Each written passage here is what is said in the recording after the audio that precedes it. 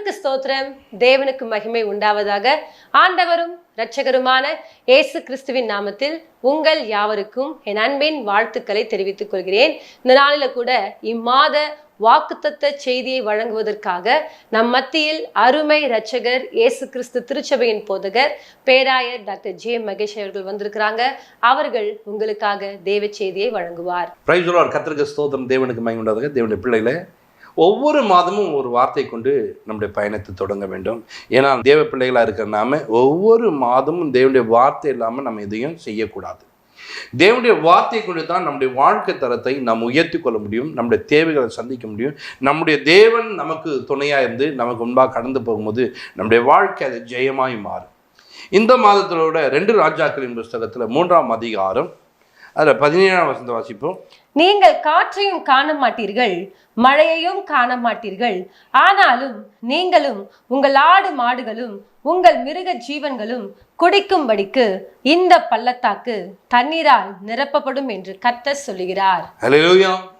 கவனிங்க, தேவன் சொல்கிற வார்த்தை, நீங்கள் காற்றையும் காண மாட்டீங்க, மழையும் பார்க்க மாட்டீங்க அப்படின்னு சொன்னவர் கவனிச்சிங்களா? உங்கள் ஆடு மாடுகள் எல்லாவற்றையும் என்ன பண்ணுவேன்? குடிக்கத்தக்கதாக இந்த பள்ளத்தாக்கு தண்ணீரினால் நிரப்பப்படும். ஹல்லேலூயா. இந்த மாதத்துடைய வாக்குத்தத்தமாய் நாம் பார்க்கும்போது நிரப்பப்படும். நம்முடைய வாழ்க்கையில எது குறைவா இருக்குதோ அதை நிரப்புகிற ஒரு தேவன் இருக்கிறார். அவர் நிரப்ப வல்லவராக இருக்கிறார். கவனிங்க, இந்த மாதத்துல உங்கள் வாழ்க்கையில நீங்கள் என்ன காரியங்கள்ல குறைப்பட்டு என் வாழ்க்கையில் இது போதுமா இல்லையே, நான் குறைப்பட்டு காணப்படுறேன் நீ நினைக்கிறியா? உன் எதிர்பார்ப்பு வேற விதமா இருக்கும். ஆனால் தேவன் சொல்றாரு, நீ காற்றையும் காண மாட்டேன், மழையும் பார்க்க மாட்டேன்னு சொன்னவர். உன் எதிர்பார்ப்பு நீ எந்த பக்கம் பார்த்து கொண்டிருக்கிறது? வேலை நோக்கி பார்க்குறியா? உன் சொந்தத்தை பார்க்குறியா? உன் இடத்தை பார்க்குறியா? மற்ற காரியங்களை எதனையும் எதிர்பார்த்து கொண்டிருக்கியா? அதெல்லாம் பார்க்காத, நான் உன்னை நிரப்புவேன். தேவன் நிரப்புகிற தேவன். அவர் நிச்சயமாக நிரப்புவார். நிரப்பக்கூடிய தேவனை நோக்கி நம்ம ஒவ்வொரு நாளும் பார்க்க கற்றுக்கொள்ள வேண்டும். கர்த்தருடைய பிள்ளைகளாக இருக்கிற நாம் ஏன் நம்முடைய வாழ்க்கையில இந்த பள்ளத்தாக்குகள் வருகிறது? ஏன் இத்தனை குறைவுகள் வருது? குறைவுகள் வருவதுக்கு காரணம் என்ன? கடந்த மாதங்களில் நான் குறைப்பட்டிருக்கேன், அதுக்கு முந்தின மாதங்கள் நான் குறைப்பட்டேன். குறைவதுக்கு என்ன? நிரப்புதல் ஏன் இல்லாமல் போச்சு? இந்த நிரம்புதல் இப்பதான் சொன்னாரா?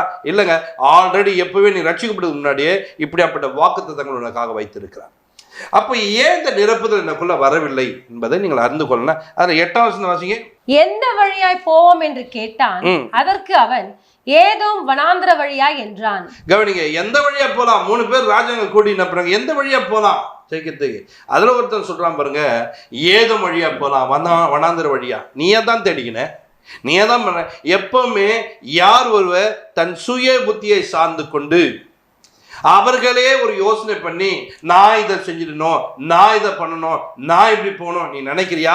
உன் வாழ்க்கையில குறைவுகள் வரும், பள்ளத்தாக்குகள் உண்டாகும், அங்கே ஒன்றுமில்லாத ஒரு நிலைமை உண்டாகும். அதோட முடியாது. அந்த 3 ராஜாக்களும் 10ஆம் வசனத்தை பார்க்கும்போது பாருங்க, அப்பொழுது இஸ்ரவேலின் ராஜா, ஐயோ, இந்த 3 ராஜாக்களையும் கர்த்தர் மோவாபியரின் கையில் ஒப்பு கொடுக்க வரவழைத்தாரே என்றான். கவனிங்க, இவர்கள் தண்ணீர் இல்லாமல் நாங்கள் சாக போகிறோம். இந்த மோவாபியர் கையில கர்த்தர் ஒப்பு கொடுத்தாரோ, கர்த்தரை ஒப்பு கொடுத்தாரு. நீயா ஒரு திட்டத்தோடு போகிறாய், நீயா ஒரு யோசனை பண்ணுகிறாய், நீயா ஒரு காரியங்களை செய்ய போற. நீ செய்து விட்டு ஆண்டுகிட்ட நீ போய் நின்னுனா அவர் உனக்கு வழி காமிச்சு, நான் உனக்கு போதித்து நீ நடக்க வேண்டிய வழியை உனக்கு காட்டுவேன், உன் மேல கண்ணை வச்சு உனக்கு ஆலோசனை சொல்லுவேன். எப்படியாப்பட்ட ஒரு தெய்வம் தெரியுங்களா? நமக்கு ஒரு வழியை வச்சிருக்காருங்க, நமக்கு ஒரு போதனை செய்கிற தேவனுங்க. அவர் நம்மளை நடத்துவார். ஆனா நாம என்ன பண்றோம்? நாமளா ஒரு திட்டம், எந்த வழியா போக போகிறோம் என்று கேட்டான். கேட்டதுக்கு அவர் என்ன சொல்றாரு தெரியுமா? அதற்கு ஏதோம் வழியா, வனாந்தர வழியா போகிறோம். வனாந்தரத்தை யார் தேடினது? அவர்களே. கவனிங்க, வனாந்தரத்தை நீயே தேடிக்கொள்றாய். கடந்த மாதத்துல ஏன் நிரப்பப்படாம பண்ணதுக்கு, அதுக்கு முந்தின மாதத்துல ஏன் நிரப்பப்படாம பண்ணதுக்கு? நீ தேடின பாதையில அது குறைவுதான் வருகிறோம். ஹல்லேலூயா. ஒவ்வொரு காரியங்களும் செய்வதற்கு முன்பாக நீங்கள் தேவனிடத்தில் என்ன பண்ணோம்? ஆலோசனை கேட்க வேண்டும். ஆலோசனை கேட்க வேண்டும். இவர்களா போன பாதையில இப்ப என்ன நடந்ததுன்னு சொன்னா, அங்கே குறைவு உண்டாகி அந்த குறைவுல என்ன பண்ணா, நாங்கள் சாக போகிறோமே, இப்ப தண்ணீர் இல்லாம நாங்கள் செத்து போக போகிறோமே, இன்னைக்கு ஏதோம் ராஜா எங்களை பிடிக்க போறானே, நாங்க மாட்டிக்கொள்ள போறோமே. கர்த்தர் என்ன பண்றாரு? இந்த 3 ராஜாக்களையும் அவங்க கையில ஒப்பு கொடுக்க போறான். பாத்தீங்களா? இவர்களா போயிட்டு இவர்களா சொல்லிட்டு இவங்க சொல்றாங்க கர்த்தர் தான் ஒப்பு கொடுத்துட்டாரு. இன்னைக்கு அது மாதிரி இருக்கியா? ஏன் தெரியல ஆண்டவர் என்ன இப்படி நடத்துறதா தெரியல, ஏன் தெரியல என் வாழ்க்கையில் இப்படின்னு பிரச்சனை தெரியல. நிறைய பேர் பாருங்க அவங்க இஷ்டம் போல போக்கில் வாழ்ந்துட்டு ஏன் தான் கர்த்தர் என்ன இப்படி வச்சுருவாரா தெரியல, ஏன் தான் இன்னைக்கு இவ்வளோ நெருக்கடின்னு தெரியல, ஏன் தான் இவ்வளோ பிரச்சனைன்னு தெரியல. பார்த்தீங்களா எப்படி பேச ஆரம்பிச்சிட்டிங்க? நான் போகின பாத செல்லாண்டவரே, நானும் என்ன பண்றேன் உங்க ஆலோசனை கேட்காம நடந்ததுனால இவ்வளவு ஒரு பிரச்சனைக்குள்ள இருக்கேன், எனக்கு நீர் உதவி செய்யுங்கன்னு சொல்லி தேவ சமூகத்தில் கேட்கணும்.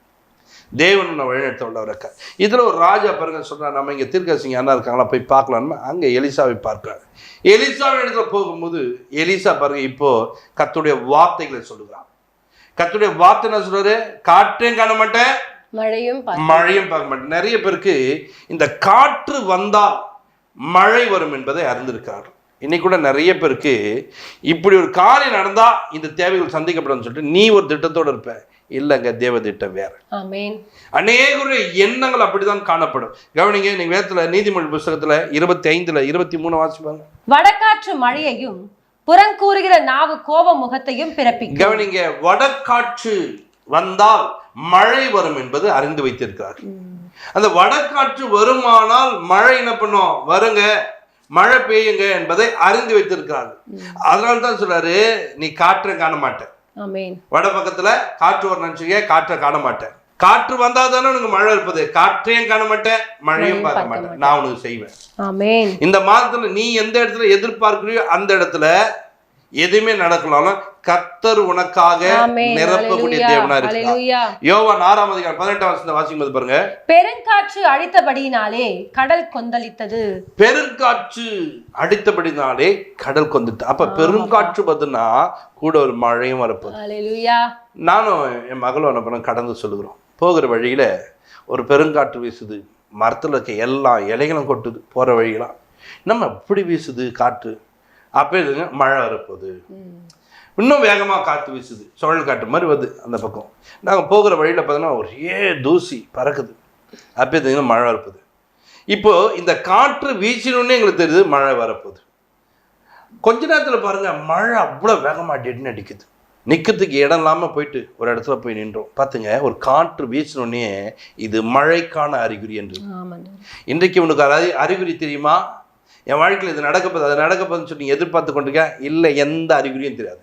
காற்றையும் காண மாட்டேன், மழையும் பார்க்க மாட்டேன். ஆனாலும் தேவன் சொல்றாரு, நீயும் மிருக ஜீவன்கள், ஆடு மாடுகள் எல்லாம் குடிக்கும்படிக்கு இந்த பள்ளத்தாக்க நான் நிரப்ப, இந்த பள்ளத்தாக்க நான் நிரப்ப முடியும், நான் நிரப்ப வல்லவர் என்று சொல்றேன். இன்றைக்கு உன்னுடைய வாழ்க்கையில எது பள்ளத்தாக்கா இருக்கு? எந்த பள்ளத்தாக்குக்குள்ள நீ இருக்கிற? எந்த பள்ளத்தாக்கும் வாழ்க்கையில் இன்னைக்கு குறைப்பட்டு காணப்படுது, அந்த குறைவை தேவன் நிறைவாக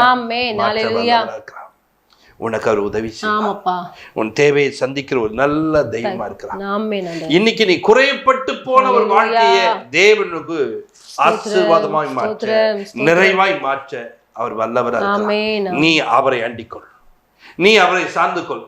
பாருங்க, கர்த்தரிடத்துல கேட்காம கர்த்தருடைய உறவில் இல்லாம இவங்களா என்ன பண்ணாங்க? போயிட்டு என்ன பண்ணா, நம்ம போய் அவங்கள மேற்கொண்டு வந்துடலாம். அவன் எதிரி வந்தான். இன்னைக்கு பாருங்க, மோவாபு கையில என்ன பிடிச்சு கொடுத்துட்டாரு இவரு. இன்னைக்கு ஒப்பு கொடுக்கப்பட்டு விட்டேன். பாத்தியா உன்னுடைய திட்டம் எங்க போச்சு? பாத்தியா, ஒரு மனிதன் கர்த்தரை சார்ந்து வாழ்வான் என்று சொன்னால் அந்த மனிதனுடைய வாழ்க்கையை தேவன் நிரப்ப வல்லவராய் இருக்கிறார். வேதத்துல தாவீதை குறித்து நீங்கள் பார்க்க போறீங்க. கர்த்தரின் மேய்ப்பராய் இருக்கிறார். நான் தாழ்ச்சடை, அவர் என்னை புல்லுள்ள இடங்களை மேய்த்து. பாத்தீங்களா, எங்க கொண்டு போறான்? புல்லுள்ள இடங்கள்ல என்ன மேய்ப்பான். அமர்ந்த தண்ணீர் இடத்துல கொண்டு போய் விடுவான். அதுக்கு என்ன பண்றது? கர்த்தரை சார்ந்த ஒரு வாழ்க்கை. நான் யாரையும் சாரவில்லை, நான் யாரையும் அண்டிக் கொள்ளவில்லை, நான் கர்த்தரை சார்ந்து கொள்றேன். இன்னைக்கு நீ கர்த்தரை சார்ந்து கொள், கர்த்தரை அண்டிக்கொள். கர்த்தர் உனக்கு துணையா இருப்பாரு. அவர் உனக்கு துணையா இருந்து உன் தேவையை சந்திக்கிற தேவன். அன்றைக்கு யாக்கோபுக்கு அவர் துணையா இருக்கார், அவர் உனக்கு துணையா இருப்பார். தேவன் பாருங்க, துணையா இருந்தாரு, அவர் பெருக செய்தார், அவரை நிரப்பினார், அவர் தேவையை சந்தித்தார். இன்றைக்கும் உன்னை நிரப்ப வல்லவரா இருக்கிறார். இப்ப தாவீது பாருங்க, கர்த்தரை சார்ந்து கொண்டார். நான் மரண பள்ளத்தாக்கில் நடந்தாலும் நான் பொல்லாப்புக்கு பயப்பட எப்படிங்க? கர்த்தரை சார்ந்து கொள்வதனால, கர்த்தரை அண்டிக் கொள்வதனால. சங்கீதம் 23:5 நீங்கள் வாசிக்கும்போது பாருங்க, என் சத்துருக்களுக்கு முன்பாக நீர் எனக்கு ஒரு பந்தியை ஆயத்தப்படுத்தி என் தலையை எண்ணெயினால் அபிஷேகம் பண்ணுகிறீர், என் பாத்திரம் நிரம்பி வழிகிறது. இப்ப என்ன ஆகுதா? நிரம்பி வழியத்தக்கதாக. நிரப்புவேன் என்று சொன்ன தெய்வம் நிரம்பி வழியத்தக்கதாக ஒரு ஆசீர்வாதம். யாருக்கு முன்னாடி தெரியுமா?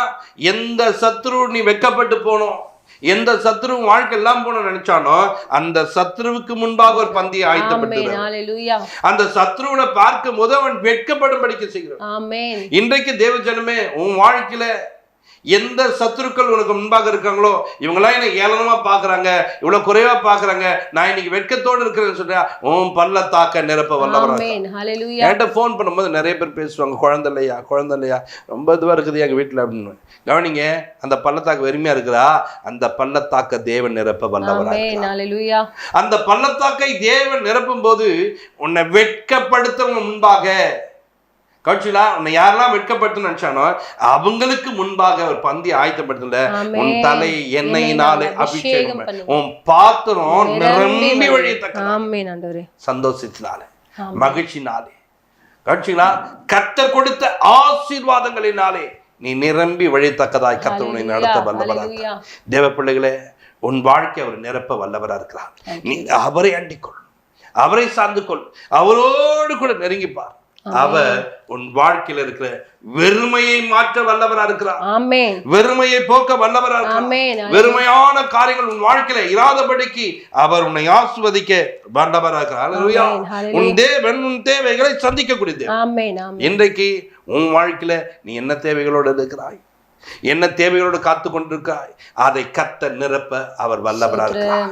தேவைகளை சந்திக்க அவர் வல்லவரா இருக்கிறார். கவனிங்க, கர்த்தர் உன்னோடு கூட ஒரு பெரிய காரியம் செய்வார். கவனிங்க, 2 ராஜாக்கள் 4:13 வாசிங்க. அவன் கேயாசியை பார்த்து, இதோ இப்படிப்பட்ட சகல சலிகரணையோடும் எங்களை விசாரித்து வருகிறாயே, உனக்கு நான் என்ன செய்ய வேண்டும்? ராஜாவினிடத்திலாவது சேனாபதியினிடத்திலாவது உனக்காக நான் பேச வேண்டிய காரியம் உண்டோ என்று அவளை கேள் என்றான். அதற்கு அவள், என் ஜனத்தின் நடுவே நான் சுகமாய் குடியிருக்கிறேன் என்றாள். என் ஜனத்தின் நடுவில் நல்லா இருக்கிற, சுகமா குடியிருக்கிற. இவளுக்கு வெறுமை ஒண்ணுமே கிடையாது, இவள் நிறைவுள்ளவளாய் இருக்கிறாள் என்று தனக்குள்ள சொல்லுகிறாள். ஆனா இவளை குறித்து ஒரு வெறுமை காணப்படுது, ஊருக்குள்ள வெறுமை காணப்படுது, அவளுக்கு தெரியாம இருக்கு. அதுக்கு கீழே இருக்கிற வசனத்தை நீங்க வாசிக்கும் போது, அங்கே பார்க்கும் போது பாருங்க, இவங்களுக்கு என்ன குறைவுன்னு சொன்னா, அங்க இருக்கிற தேவமனிதன் சொல்றாரு, இவளுக்கோ பிள்ளை இல்லை, இவ்வளோ வெறுமையான ஒரு பாத்திரமாய் காணப்படுறா, நிரப்புதல் இல்லாம இருக்கிறா. ஏன் காரணம் என்னாச்சு, என்ன நடந்தது அப்படின்னு சொல்லும் போது, அங்கே பார்க்கும் போது அவன் வீட்டுக்காரனும் வயது சென்றவன். அது அழகப்படுது. அவன் என்ன பண்ண, வயது சென்றவன், வயது உள்ளவனா, வயதானவன். அதனால்தான் பிள்ளை இல்லை, அதனால்தான் குழந்தை இல்லை, வெறுமையா காணப்படுறான், வெறுமையா இருக்கிறான்ட்டு. இந்த வெறுமையானவளை இன்றைக்கு நிறைவுள்ளவளாய் மாற்ற, நிறைவாய் இருக்க, நிரப்பக்கூடிய ஒரு காரியங்களை தேவன் செய்கிறார். அல்லேலூயா. தீர்க்கதரிசிகிட்ட வந்த மாதிரிதான் அந்த தீர்க்கதரிசி சொல்றாரு, இப்போ அவர் உன்னை நிரப்புவார். பிள்ளை இல்லாதவள் பிள்ளை உள்ளவளாய் மாறினார். உன் வாழ்க்கையில நீ என்ன பள்ளத்தாக்குல இருக்கிறியோ, எந்த குறைவுக்குள்ள வாழுறியோ, அந்த குறைவை தேவன் நிறைவாக்க வல்லவராக இருக்கிறார். ஆமென் ஆண்டவரே. நீதிமொழி புத்தகத்துல 3:10 சொல்ற, என் களஞ்சியங்கள் என்ன பண்ணா, உன் களஞ்சியங்கள் பூரணமாய் நிரம்பும் என்று சொன்னார். ஆமென். என்னுடைய களஞ்சியத்தை கர்த்தர் பூரணமாய் நிரப்ப வல்லார். ஹல்லேலூயா. மற்றவங்க பாருங்க அறகுறையா நிரப்புவாங்க, தேவன் பூரணமாய் நிரப்பக்கூடியவர். ஆமென். அது நிறைவாய் நிரப்பக்கூடியவர். ஆமென். எப்படிப்பட்ட நிறைவு தெரியுமா, எப்படிப்பட்ட நிறைவு தெரியுமா? அந்த நிறைவு பாத்திரம் நிரம்பி வழியத்தக்கதாக கர்த்தர் ஆஸ்வதிப்பார். ஜெபிப்போம். பரலோக பிதாவே, உமக்கு நாங்கள் நன்றி சொல்றோம். இப்போது எங்களை தாழ்த்துகிறோம், அர்ப்பணிக்கிறோம். இந்த மாத்துடைய வாக்குத்தத்தங்களை ஜனங்கள் பிடித்துக்கொண்டு நிரப்பப்படும் என்பதை ஒவ்வொரு நாளும் விசுவாசித்து என்னுடைய வாழ்க்கையில் எதெல்லாம் பள்ளத்தாக்குகளாக காணப்படுதோ அந்த பள்ளத்தாக்குகளை கர்த்தர் நிரப்புவார் என்பதை கர்த்தர் நடத்துவதற்காக நன்றி. ஆசீர்வதிங்க, பெரிய காரியம் கர்த்தர் செய்யுங்க. அப்பா, அவருடைய தேவையெல்லாம் சந்திக்கப்பட்டதுக்காக நன்றி சொல்லுறோம். இயேசு கிறிஸ்து ஜெபத்திற்கு நல்ல பிதாவே, ஆமென்.